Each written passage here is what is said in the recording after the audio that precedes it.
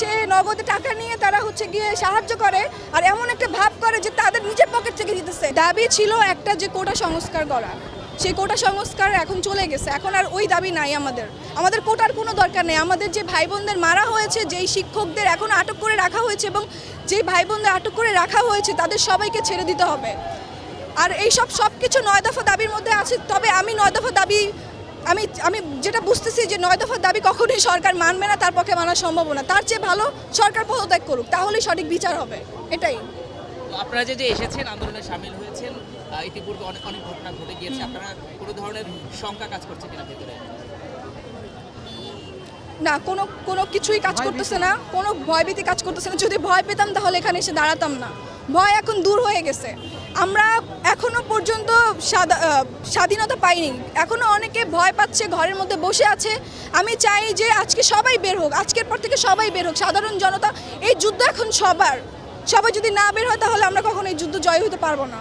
কোনো ভয়ভীতি করার কোনো দরকার নেই, এখন সবাই ভয় থেকে সব দূর করে দিয়েছে।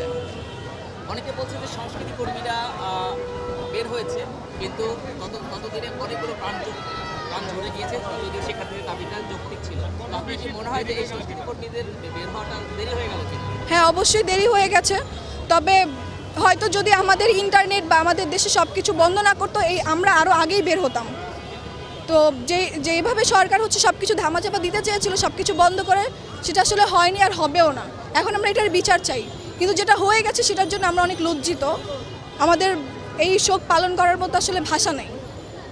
বিচারটা কার কাছে চাইবেন আপনারা? বিচার আসলে আমি চাই আল্লাহর কাছে, আর কারো কাছে না। আর আমার দাবি হচ্ছে আমি সরকার পদত্যাগ চাই, এটাই। বিচার সরকারের কাছে আমি চাই না, কারণ সরকার কখনো ন্যায্য বিচার করবে না। মিথ্যা মামলা অন্যকে ফাঁসিয়ে এই বিচার করাবে, সেই বিচার দিয়ে আমরা কি করব? অনেক সেলিব্রিটি আছে এখনো যারা আসে না, তাদের যেমন আমি জানি না কেন, কোন ভয় তারা আসতেছে না। তবে আমি সবাইকে বলতেছি যে সবাই আসেন, আমরা সবাই একত্রিত হই, আমরা সবাই এটার প্রতিবাদ জানাই, তাহলে আমরা এই যুদ্ধ জয় হতে পারবো। অনেক সেলিব্রিটি বন্যার সময় দেখা যায়, এখন দেখা যাচ্ছে কিছু মানুষ আছে লোক দেখানো মানুষ, যারা হচ্ছে গিয়ে মানুষের কি বলে ওইটাকে আমি বলতে পারতেছি না। লোক দেখানো কিছু সেলিব্রিটি আছে যারা হচ্ছে গিয়ে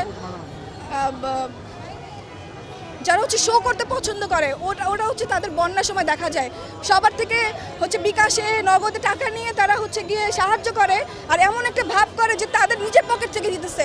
আর আসল আজকে এই আন্দোলনের সময় আসল যুদ্ধের সময় তাদেরকে দেখা যাচ্ছে না। এগুলো সব লোক দেখানো সেলিব্রিটি।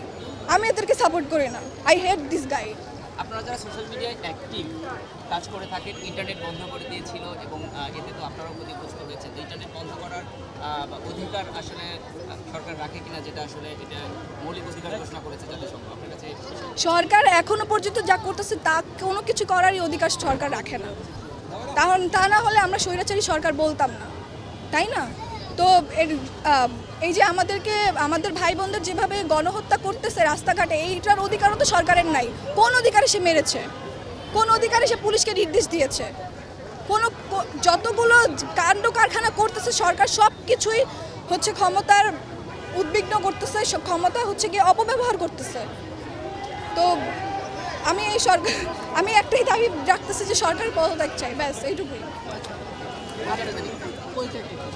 আমি একজন শিক্ষার্থী, সাধারণ শিক্ষার্থী এবং আমি একজন ক্ষুদ্র আর্টিস্ট। আমার নাম আরোহী মিম।